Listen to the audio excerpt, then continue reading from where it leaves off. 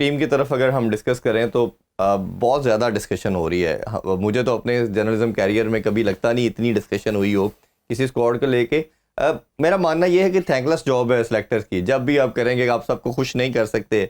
और ओबियसली 11-12 तो लड़के होते हैं, 3-4 पे ही होती है, तो 3 पे बहुत बहस हो गई है, खासतौर पे फ़हीम अशरफ के ऊपर और खुशदिल शाह पे, उस्मान पे तो डिस्कशन की जा रही है। फ़हीम पे सबसे ज़्यादा की गई है। आपके ख्याल में ये टीम बैलेंस है, या आपको लगता है कि जो एक डिस्कशन ये हो रही है कि रेगुलर ओपनर और एक रेगुलर स्पिनर कम पाकिस्तान ने डाला है, वो गलत किया है? देखें, पहली चीज़ तो मैं बैक इस चीज़ को करूँगा कि चैंपियंस ट्रॉफी पाकिस्तान में हो रही है, तो आपके पास बैकअप हर वक्त ही मौजूद है। आपने ये अनाउंस तो सिर्फ 15 या जितने भी करने थे वो किए हैं, लेकिन आपके पास बैकअप में जितने प्लेयर रिजर्व में अवेलेबल हैं वो भी आप ऐसे ही समझें कि आपके पास अवेलेबल है। बिल्कुल ऐसे ही। किसी को कभी भी कोई इंजरी होती है, कोई प्रॉब्लम होती है, तो किसी भी टाइम चेंज हो सकता है। पहली चीज़ ये, और दूसरा जितनी ऑप्शंस हैं हमारे पास, मैं स्क्वाड कल देख रहा था, मुझे 11 बनाने में मुश्किल हो रही थी, क्योंकि अगर आप स्पिन विकेट होगी तो आपके पास स्पिन बॉलिंग ऑलराउंडर हैं, खुशदिल है, आपके पास आगा है साथ में, ठीक है, तो वो भी कर लेते हैं। अगर आपको पेस चाहिए, साथ में पेस बॉलिंग ऑलराउंडर चाहिए, तो फ़हीम है आपके पास। अगर जैसे दुबई में हम जब PSL खेलते थे तो वहाँ पे शुरू में जो विकेट्स होती थी वो थोड़ी स्पॉन्जी विकेट्स होती थी, ठीक है, तो उधर आपको फिर हो सकता है चौथा पेस बॉलर चाहिए हो, तो आपको फ़हीम को as a pace bowling allrounder use कर सकते हैं। तो आई थिंक स्क्वाड में काफ़ी सारी ऑप्शन हैं आपके पास अवेलेबल है।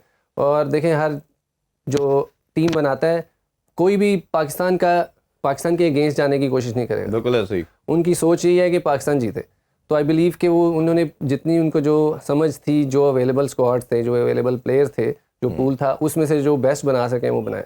अच्छा, तो ये अभी प्लेयर्स के बारे से भी हम सेपरेट डिस्कशन करते हैं, लेकिन मुझे पहले ये बताइए कि रेगुलर ओपनर एक फुल टाइम जॉब है, और अगर आप अब्दुल्ला शफीक ने अच्छा परफॉर्म नहीं किया था, लेकिन वो डिफरेंट कंडीशन थी। मेरा तो मानना ये था कि उसको कंसीडर एटलीस्ट किया जाना चाहिए था। जब आपको लगा कि साइम अयूब नहीं है, साइम होता तो एक डिफरेंट बॉल टू गेम थी, ओबियसली फिर आप कुछ भी चेंज ना करते। दोनों ओपनर को चेंज करना भी एक चलें अब बात कर सकते हैं, बट एक फ़खर आया है, वो भी 5-6 मंथ के ले ऑफ पीरियड के बाद कम बैक कर रहे हैं, उन पर भी प्रेशर ओबियसली होगा। और अब साथ कहा जा रहा है कि बाबर ओपन करेंगे, तो बाबर पे आपको लगता नहीं कि एडेड प्रेशर होगा? और अगर ओपनर करते तो इमाम क्या बेस्ट चॉइस हो सकती थी? देखें, ये तो सिलेक्टर्स को जो उस टाइम पे बेहतर फील हुआ उन्होंने वो किया है। आई बिलीव कि आपको अगर तैयब ताहिर को देखें तो वो भी ओपन करते थे डोमेस्टिक में, काफ़ी ऐसा ओपन करते रहे, T20 में भी और 4 डे में भी। तो वो भी एक और ऑप्शन हो सकते हैं अगर आप बाबर के साथ नहीं जाना चाहते। बाबर, देखें, बाबर वन डाउन जिस तरह हमारी परफॉर्मेंस जा रही थी, वो बाबर अब ओपनर ही खेल रहे थे ऑलमोस्ट, क्योंकि जल्दी पहली विकेट हमारी जल्दी गिरी थी। तो आई थिंक उसको ये रोल जो है वो उसको सूट करेगा, क्योंकि जिस तरह की वो क्लास प्लेयर है, जिस तरह का हर स्ट्रोक उसके पास है। शुरू में आपको पता है प्लेयर्स ऊपर होते हैं, गैप्स मिलते हैं आपको, तो वो एक रोलिंग शॉट्स खेलने वाला प्लेयर, तो बड़े आराम से वो उसमें स्कोर कर सकता है। अच्छा, तो ये एक बड़ी लंबी डिस्कशन है कि बाबर का हम देख रहे हैं T20 में परफॉर्मेंस है सच नहीं आई, फिर हम टेस्ट में भी देखा कि आल्दो के थोड़ी सी अच्छी इनिंग्स उन्होंने खेली हैं साउथ अफ्रीका के अगेंस्ट, बट फिर ये इधर फेलियर हुआ। ये पिचेस के हवाले से मैं आपसे भी बात करूंगा। तो ये जब दोबारा, लेकिन एक ODI का फॉर्मेट एक ऐसा है जो बाबर को भी बहुत सूट करता है, इवन पूरी टीम को बहुत सूट करता है। मैं तो कहता हूँ इनको टेम्पलेट और एक फार्मूला मिला हुआ है हमारी टीम को, उस पर जाके खेलते हैं और वो जीत मिल जाती है। ऑस्ट्रेलिया को ऑस्ट्रेलिया में हराना, जिम्बाब्वे को हराया, और खासतौर पे वाइट वॉश करना साउथ अफ्रीका को पहली दफ़ा, बहुत बड़ी बात है। तो ये आपको, आपके ख्याल में एक तो फॉर्मेट कितना सूट कर रहा है, दूसरा ये बाबर पे अगर खुदा न खास्ता बाबर क्लिक नहीं करता और बाबर आउट होना शुरू हो गया या हो जाता है, क्योंकि 3 गेम है, अगर 2 आप हार गए तो you're out of the event, तो आपके ख्याल में बाबर इसको अब्जॉर्ब कर पाएगा ये, या एज ए इंटरनेशनल प्लेयर भी प्रेशर आएगा उनके ऊपर और पूरी टीम पे फिर गिरता है उसका असर?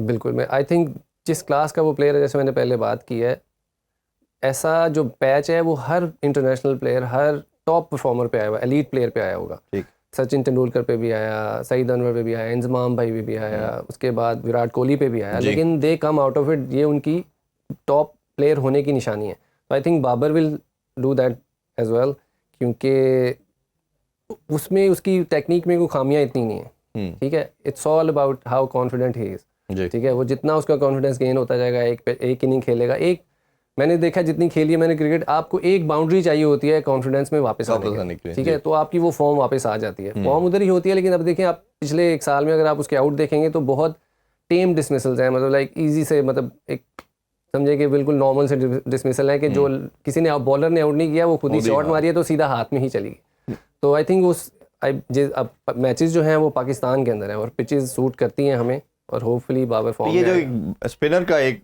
टैग लग गया कि जी बाबर आ गया, स्पिनर लेके आए, खास तौर पे लेफ्ट आर्म लेके आए तो वो विकेट मिल जाती है, तो आपके ख्याल में ये भी उनको कहीं ना कहीं हैम्पर कर रहा होगा? देखें, अगर हैम्पर कर भी रहा होगा तो उसने उसकी प्रैक्टिस लाजमी की होगी, क्योंकि अब एक बड़ा इवेंट है और वो अगर ओपन कर रहा है तो उसने उसकी प्रैक्टिस लाजमी उस पर की होगी, कहीं ना कहीं पिचेस पे कोचेज़ के साथ मिल के, स्पिनर्स लगा के, तो वो उसकी प्रैक्टिस करके आया होगा। तो आई होप कि वो जो प्रैक्टिस कर रहा है तो वो हमारे लिए एक फ़ायदेमंद साबित हो। बिल्कुल। अच्छा, ओपनिंग के हवाले से ना दो डिस्कशन और भी हो रही हैं, लेकिन मेरे जो सोर्सेज हैं उसके मुताबिक ये है कि बाबर को डिसाइड कर लिया गया, Babar will do the open with Fakhar Zaman. एक डिस्कशन ये भी हो रही है, शोएब अख्तर साहब ने भी कहा कि शोएब भाई भी यही कह रहे थे कि किसी तरह आप रिजवान को ले आएँ T20 की तरह, कि रिजवान की यूटिलाइजेशन जो है वो ज़्यादा अच्छी है। फिर ये भी बात की जा रही है कि आप पिछला सारा कोर वही रहने दें, आप डिस्टर्ब ना करें, साइम को रिप्लेस कर लें साउथ शकील के साथ, और साउथ शकील से ओपन करवा लें। PSL में भी हमने देखा कि वो कोयटा की तरफ से ओपन करते रहे। तो आपके ख्याल में अगर लेट्स सपोज चेंज किया जाता, क्योंकि आप बहुत खेले हो इन सब प्लेयर्स के साथ, कौन सा आपके ख्याल में ज़्यादा बेहतर ऑप्शन हो सकती है अगर बाबर को नहीं छेड़ा जाता? जैसे मैंने पहले कहा, आई थिंक तैयब ज़्यादा बेहतर ऑप्शन है, क्योंकि वो अच्छा। फर्स्ट क्लास में और T20 वनडे में ओपन कर चुका है लाहौर के लिए। साउद आई बिलीव के नीचे बहुत ज़्यादा अच्छा खेलता है, आपको स्ट्राइक रोटेशन चाहिए होती है, स्पिन को प्रॉपर वो खेलता है, तो आपके लिए वो नीचे प्लेयर साउद हो गया, कामरान गुलाम हो गया, तो ये जो प्लेयर हैं आपको नीचे चाहिए। आगा हो गया, ये आपको नीचे दरमियान में चाहिए, जबकि आप जब दूसरी टीम स्पिनर्स लगाती हैं तो ताकि ये स्कोर्स निकाल सकें, सिंगल डबल निकाल सकें, ठीक है। ऊपर आपको स्ट्रोक प्लेयर थोड़ा बहुत चाहिए होता है जो बाउंड्रीज की तरफ जाता है। तो बाबर नहीं जाता, तो आई थिंक बाबर नहीं होता तो फिर तैयब कुछ ट्राई किया जा सकता है। बिल्कुल ठीक है। अच्छा, दूसरा एक जो जिस पे बहुत ज़्यादा डिस्कशन हो रही है पूरे मीडिया के अंदर, वो स्पिन डिपार्टमेंट के हवाले से है। हम एक रेगुलर स्पिनर के साथ जा रहे हैं अब्रार की तरफ, और अब्रार को भी अगर रिसेंट पास में देखें तो ख़ास तौर पे टेस्ट में कोई बहुत बड़ी परफॉर्मेंस नहीं आई। लोग बड़ा क्रिटिसाइज़ कर रहे हैं जी, इतनी स्पिन विकेट पे भी नुमान और साजिद आउट कर रहे थे और इससे आउट नहीं हुए। दूसरी तरफ देखा जाए तो अगर ये रोल प्ले कर रहे थे इनके साथ सलमान अली आगा और साइम अयूब, अब क्योंकि साइम को कई मैचेस में हमने देखा वो फिंगर भी स्पिन भी करते हैं, मिस्ट्री भी करते हैं, ऑफ ब्रेक भी करते हैं, तो वो कई दफ़ा 10 ओवर भी कर जाते थे। अब वो उसका नुकसान ये हुआ कि हमें एक बैटर भी ऐड करना पड़ा, एक बॉलर भी ऐड करना पड़ा। तो आपके ख्याल में क्या ये ठीक डिसीजन है? जब आप कंपैरिजन में देखते हैं तो भारत 4 स्पिनर के साथ आ रहा है, बांग्लादेश 3 के साथ आ रहा है, बाकी भी टीम, हर टीम एटलीस्ट 2 के साथ तो मिनिमम आ रही है। तो आपके ख्याल में ये डिसीजन कैसा है? देखें, खुशदिल को मेरे ख्याल से इसीलिए डाला गया है कि वो अच्छी एक कंसिस्टेंट लाइन लेंथ पे आपको स्पिन बॉलिंग करके देते हैं। आगा भी आपके पास है, वो ऑफ स्पिनर है, लेफ्टी के लिए आप वो कारआमद है। फिर अब्रार जो है, आई थिंक देखें, अब्रार डिफरेंट स्पिनर है इन रिगार्ड्स टू साजिद और नुमान। वो लोग 4 डे ज़्यादा खेल चुके हैं, खेला अब्रार भी है, लेकिन ये फिंगर स्पिनर है ज़्यादा, ठीक है। आप ये नकल बॉल या इस तरह की बॉल करता है, तो उस 4 डे में आपको लंबी बॉलिंग चाहिए होती है एक जगह पे जी। इब्रार वेरिएशन वाला बॉलर है। अब वनडे T20 में वो कामयाब हो, उसके चांसेस ज़्यादा हैं कामयाब होने के,